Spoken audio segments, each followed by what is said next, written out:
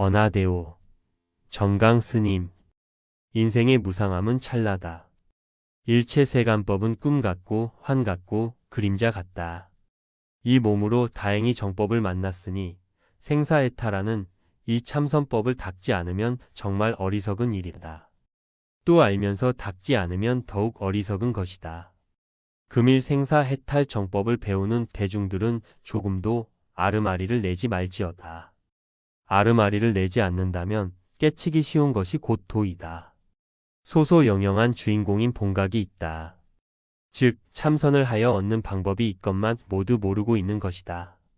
화두를 잡고 있으면 처음에는 사나운 소나 말처럼 마음대로 달아나고 망상 잡념이 더 생기고 또 해태심까지 생긴다. 그러나 퇴전을 하지 말고 계속하고 또 계속하여 용맹정진을 해가면 반드시 화두의 의심뭉치가 가슴속에 꽉 차게 된다. 마치 늙은 쥐가 쌀개를 파고 또 파면 반드시 그것을 뚫고 쌀을 먹게 되는 것과 같이 참선법도 또한 마찬가지다. 의심을 하고 또 의심을 하면 번뇌망상의 파도가 아무리 거세지만 화두를 찾는 힘 앞에는 모두 소멸되는 것이다. 그러니 공부하는 대중들은 해태심을 내지 말고 대신심 대분지 대의정으로 화두만 잡고 매하지 않는다면 반드시 언하대오 하리라. 내가 23세 되던 해에 마곡사 아래 구암리에 계시는 해봉 스님을 배방하고 묻기를 조주무자의지는 천하 선지식이 반도 이르지 못하였습니다. 스님께서 무자의지를 반만 일러주십시오 하니 해봉 스님이 답하시되 내가 또 묻되 그것이 어찌 반이 될 수 있겠습니까? 하니 그러면 수자가 한번 일러보소 하시면서 어떻게 일렀으면 반이 되겠는고? 하셨다. 내가 답하되 해봉 스님께서 잠시 침묵하시더니 또 묻기를 건연 가난은 가난이 아니오 금년 가난이 비로소 가난이다. 건연엔 송곳 세울 땅이 없더니 금년에는 송곳도 없다. 라는 법문이 있는데 고인이 점검하기를 열애선밖에 안 된다 하였으니 어떤 것이 조사선인고? 하시었다. 내가 답하기를 마른 뿔이 뾰족해서 저와 같지 않습니다. 능각첨첨불사타 하였다. 그때 해봉 스님이 아니라 이 말 한마디만 해주셨으면 그 얼음 밑에서 불을 떼고 마당을 쓸며 시봉을 할지언정 세상 없어도 안 떠났을 것이다. 그때 어떤 것이 조사선인고? 물으셨을 때 그렇게 일렀으면 파수공행하며 쾌의 인가를 해주셨을 텐데 이것 하나 그때 바로 못 잃은 것이 참으로 원통하다. 내가 곧 죽게 되었으니 후래 학자를 위해서 이것을 바로 내놓아야 할 것이다. 선사의 도덕을 중히 여기지 않고 다만 나를 위해 설파해 주지 않은 것을 중히 여긴다는 고인의 말씀이 있지만 이것은 조사선을 일러 놓은 것이지 설파가 아니다. 무라고 한 그놈을 바로 받는가? 무라고 했으니 무슨 무인고? 만약 봤으면 일러 보아라. 그놈을 여의고 이르면 눈먼 놈이고 중생 눈을 멀게 하며 학다리를 잘라 버리고 오리다리를 잇는 것이다. 학자들이여 확철대오한 뒤에 살펴볼지니라. 내가 24세 되던 해에 부산 서남사에 계신 해월 스님을 배방하였다. 해월 스님이 나에게 묻기를 공적영지의 공적을 이르게. 내가 답하기를 볼래야 볼 수 없고 안 볼래야 안 볼 수 없습니다 하였더니 또 묻기를 공적영지의 영지를 일러라. 내가 답하기를 안 볼래야 안 볼 수 없고 볼래야 볼 수 없습니다 하였더니 다시 묻기를 공적영지의 등지를 일러라 하셨다. 내가 답하기를 해는 서산에 지고 다른 동력에 뜹니다 하니 해월 스님께서 아따야 우리 조선에 참 큰 도인 났다. 누가 공적영치 등지를 잃을 사람이 있겠느냐 하시고 대찬을 하셨다. 같은 해에 대각사에 계신 용성 스님을 배방하였다. 용성 스님이 나에게 묻기를 어떤 것이 제일 구냐? 나는 높은 음성으로 예? 하니 용성 스님께서 또 묻기를 여하시 제일 구여? 나는 박장대소 하였더니 용성 스님께서 아니다라고 하셨다. 내가 여쭙기를 그러면 어떤 것이 제일 구입니까? 하였더니 용성 스님이 부르시기를 영신아. 예. 하고 내가 대답하였더니 용성 스님은 즉시 제일군이라 하셨다. 나는 또 박장대소하였다. 용성 스님께서 자네가 전신을 못했네 하시기에 나는 그러면 전신구를 물어주십시오 했더니 어떤 것이 전신구인가?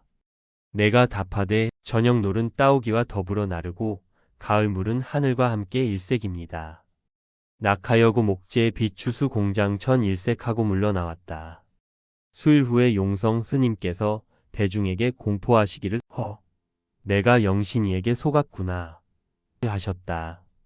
이 말을 전하여 들은 망공 스님은 속은 줄을 아니 과연 용성 스님일세라고 하셨다. 내가 24세 되던 어느 날 금강산 지장암에 계신 하남 스님을 배방하였다. 하남 스님이 나에게 묻기를 육조 스님께서 본래무일물이라 일렀지만 나는 본래무일물이라 하여도 인가를 못하겠으니 자네는 어떻게 하였으면 인가를 받겠는고? 하시었다. 나는 손뼉을 3번 치고 물러나왔다. 그러면 여기서 안수정 등에 대한 이야기를 한번 하여 보자.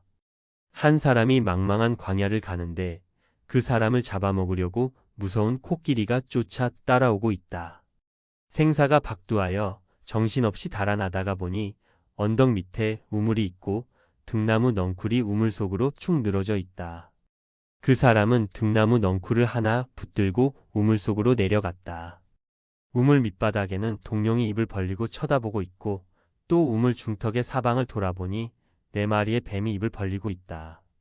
할 수 없이 등나무 넝쿨을 생명줄로 삼고 우물 중간에 매달려 있으니 두 팔은 아파서 빠지려고 하고 흰 쥐와 검은 쥐가 번갈아 가며 그 등넝쿨을 쏠고 있다.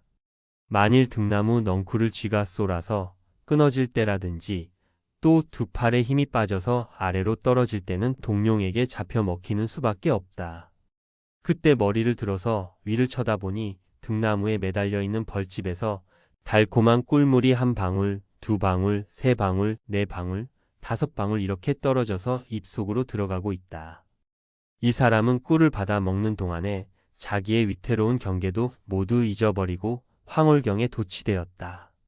이것은 비유설화인데 한 사람이란 생사고해에서 헤매고 있는 중생을 말한 것이요.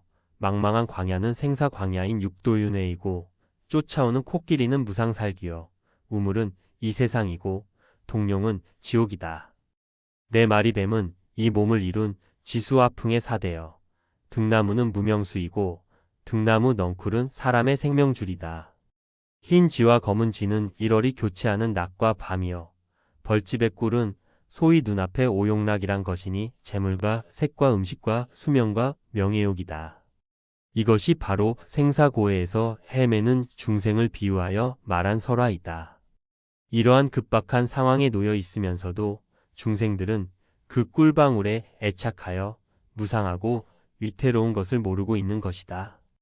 올라갈 수도 없고 머무를 수도 없고 내려갈 수도 없는 여기에서 어떻게 하면 뛰어나 생사해탈을 할 수 있는가 하는 안수정 등이라는 공안이다.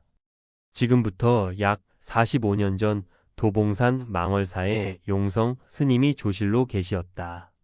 그때 용성 스님께서는 제방선언에 등나무 넝쿨에 매달려 꿀방울을 먹던 그 사람이 어떻게 하였으면 살아가겠느냐 하고 물었다.